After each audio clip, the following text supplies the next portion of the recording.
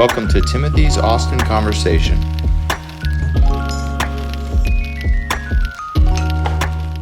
Welcome to Austin Conversation. My name is Timothy Walter, and we're here at Bepi Park, most likely the smallest park in Austin.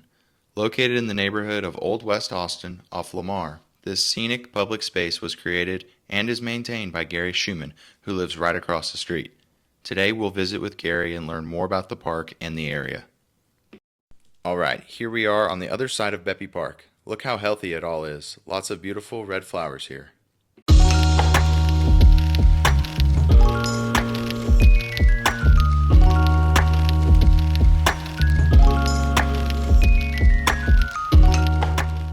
Alright, thank you for joining me, Gary. Welcome to Bepi Park. Thank you.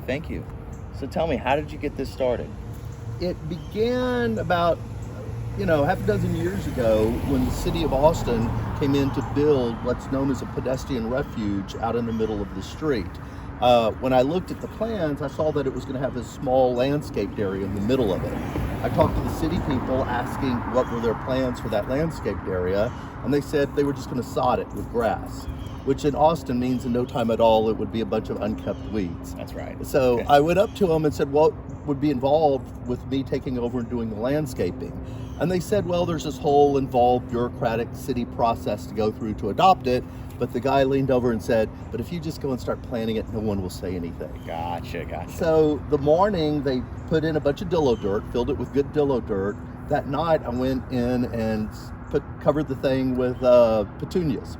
And the next morning they came, didn't put in the sod, and I've sort of taken over maintaining the little park ever since. Really? I walked around, asked the neighbors, would they mind if I planted this and took care of it? Everybody was sure. And so it started off with just simple flowers, and then I put in a bird bath, and then I put in a couple of pots, and then I thought, what can I get away with here? And I started putting in more and more elaborate displays, crazier and crazier stuff, until I finally had like a 6-foot nude statue of Michelangelo's David in the middle of it. And I thought, well, I guess I could do whatever I want out here. Exactly. And so that's what we've done. And the fun of it is to completely change it out. About every quarter, it gets straight back to dirt again, and an entirely new garden goes in. And you do that? Myself, along with various friends, I've got a whole cohort of helpers who will show up and help install the different gardens. And the fun of it has been to try to do completely disparate gardens. It's been a Japanese Zen garden. It's been a Hawaiian volcanic tropical park with an actual functioning volcano. At one point it was a koi pond, an aquatic koi pond. Wow. It was a little miniature little putt-putt golf course.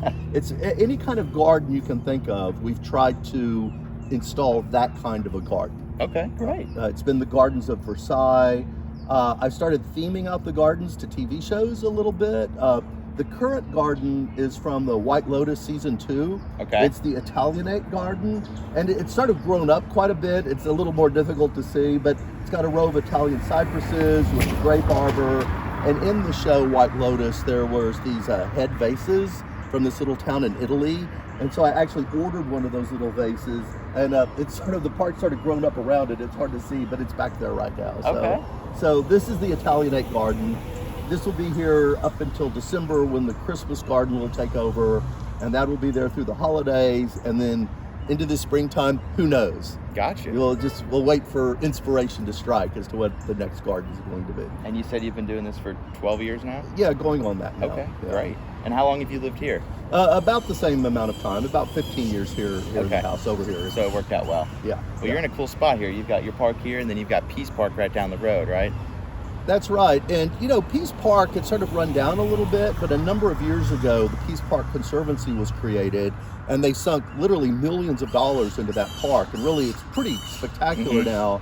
But so many people go to the park, Peace Park now, there's not nearly enough parking. So everyone parks in the ACC parking garage on down the road. So over the course of the day, we'll have literally hundreds of people walk from the parking garage into Peace Park, and they all walk past Bepi Park. That's right here. Okay. And you see a lot of people walking through, taking pictures, taking selfies with it? Regularly. When we're up on the front porch of the house, it's fun to watch as people will stop, notice the park, take pictures, take selfies, things like that. And anytime I need some positive reinforcement, I'll just come out here to water or to garden, and inevitably cars will slow down and stop, and people will roll down their window and say how much they love it, how much they like the park. So it's a great way for me to get some positive reinforcement in my life. We already had one person honk at us, so that's a good sign. Well, cool. And so what do you do? I'm an attorney by vocation, and so this is a nice hobby. It's completely completely unrelated to what my normal workaday life involves. Good. And I've always liked gardening, and this is a great little garden to have because it's small, so it's easy to manage, and it gets full sunlight, which any garden needs full sunlight. And I really took good care of the soil, so things really prosper and grow that I plant out here. Good deal. Over the years, what do you think is your favorite set that you've had put in here? The Japanese Zen garden was really beautiful. I sort of researched Japanese Zen gardens, and I really included all the components of an authentic Japanese Zen garden. And that was a real popular one. I always liked it because it was very easy to maintain. Once I installed it, that was it. You know, it took care of itself for several months. So. Do you have a montage of photos of everyone? We do. There's a Bepi Park Facebook group. It's an open group on Facebook, and as the new gardens come in, we'll feature it, explain it. Gotcha. And so sometimes it's actually fun for me to sit back and go back and look through the years at the different gardens that have gone in. Yeah, certainly. Well, you said this will be set until December, right? And then it'll go into Christmas time? Yeah, I'm thinking for Christmas, the leaves will fall off the grape arbor. I'll probably keep that there and put some big grapevine wreaths up there.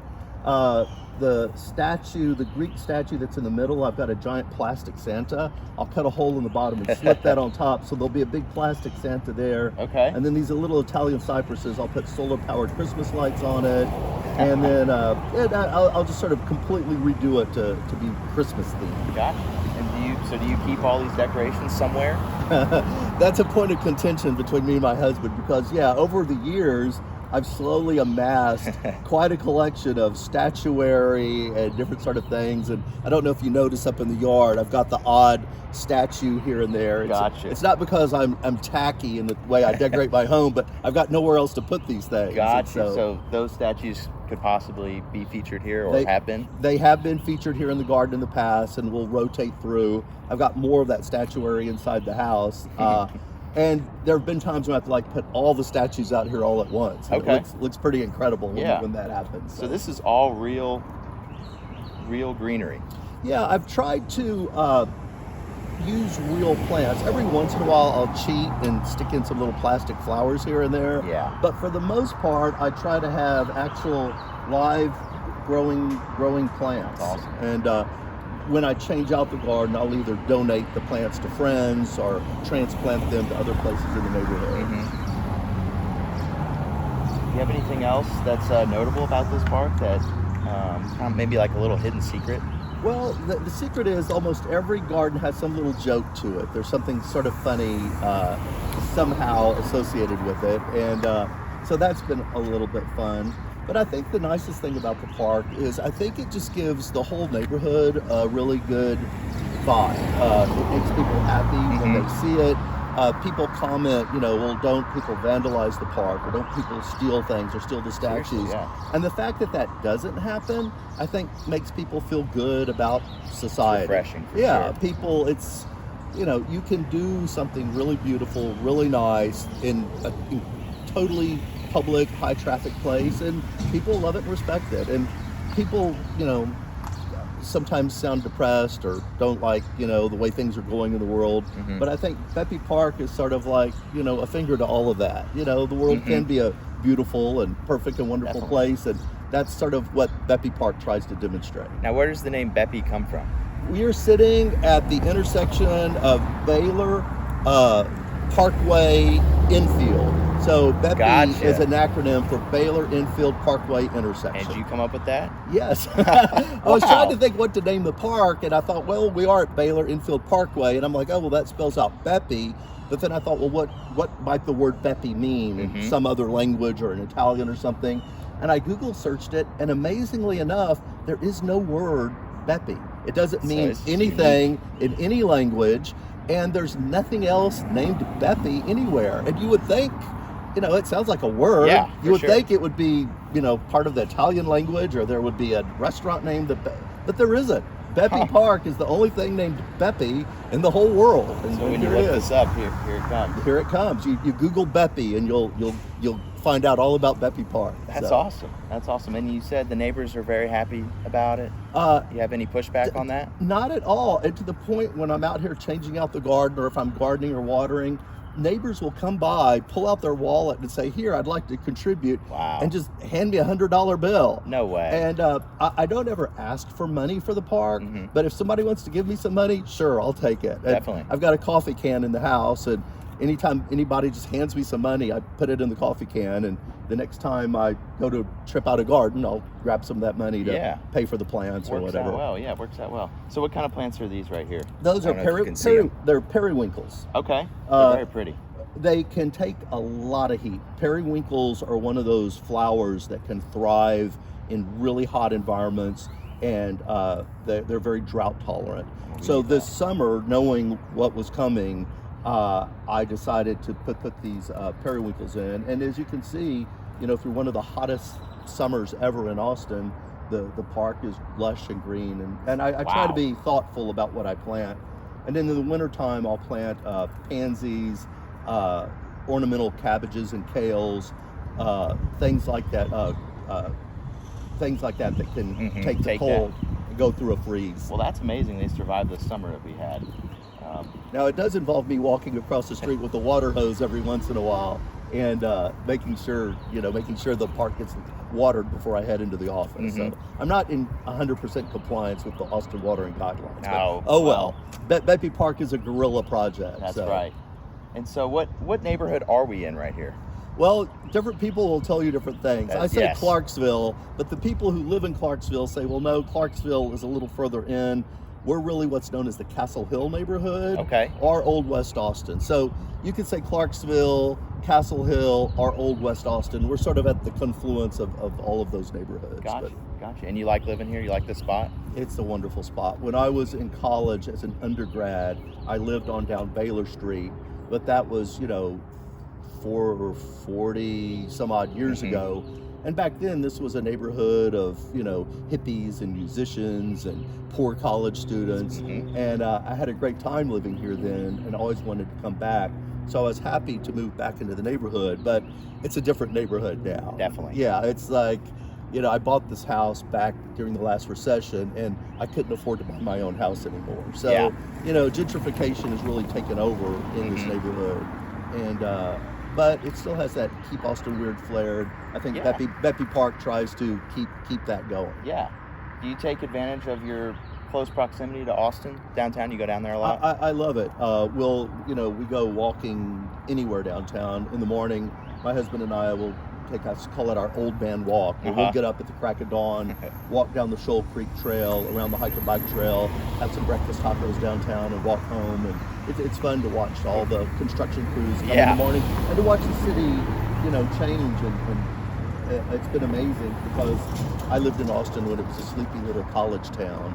And now, we're a big city. Yeah. But I'm not one of the old timers who complains about that, because I love living in a big city. And instead of me having to move to the big city came to me. And Yeah. I think it's great. What's your go-to breakfast taco? We probably eat at Torchy's a lot. Torchy's, okay. And that's probably the number one spot for us in the Gotcha. morning. And then for nightlife, what's your favorite? I'm an old man. I'm in bed by 9:30. What do Okay. you mean nightlife? Like a bar. What's your favorite bar? I know Uh, you've got that's the oldest bar. The in- tavern is just right down the street, and the Mhm. tavern is very supportive of Bepi Park. That's great. The people that own Esser's Follies own the tavern. Okay. And Shannon Sedgwick, who's an old-time Austinite and who manages Esther's Follies, donated money to support the park. There was a while back I wanted to buy a giant oversized statue of Michelangelo's David, Uh-huh. but it was fairly pricey. It's about $900. Yeah. And my husband would divorce me if I spent that kind of money for something like that. So I did a GoFundMe, and within a day, raised enough money on the GoFundMe Wow. to buy the statue. But Shannon Sedgwick, who owns the tavern, donated a big portion of that. That's great. Because back in the day, there was a little Michelangelo statue of David at Esther's Falls. And so Okay. she thought of that fondly. And Gotcha. we put the David out for special occasions. When they do Eeyore's birthday party, What's that? Eeyore's birthday party is a big festival right down in Bepi Park. It's Okay. held every spring, and it's a big hippie festival. Okay. And over the course of the day, we'll have 15,000 people walk through here. And so that's when I put the David out on a big pedestal and really trip the park out for Gotcha. all the people who will be walking by. That's the big event. That's one big event. We always host a big Oktoberfest at our house. Okay. So we'll put probably the David statue out here with a German hat on and trip it all out for Oktoberfest. And so, there's always something. There's always, for 4th of July, we put a lot of flags out, American flags, things of that nature. Yeah. On New Year's, there's fireworks that go off in Bepi Park, although I'm not responsible for that. But Gotcha. some rogue people in the neighborhood apparently Yeah. set off fireworks here on the 4th of July, on New Year's. So Okay. that's always fun. So Gotcha. And do you do like events where we are, or you keep them both back the there? events are sort of up in the yard, Mhm. out of the street, but Bepi Park is sort of part of that. I mean, Gotcha. since my house is right there, I almost Convenient. consider this an extension of my front yard. Yeah. I just happen to have a front yard that has a major roadway going through it where people drive by all the time. So. Very cool. Very cool. This is a really cool spot.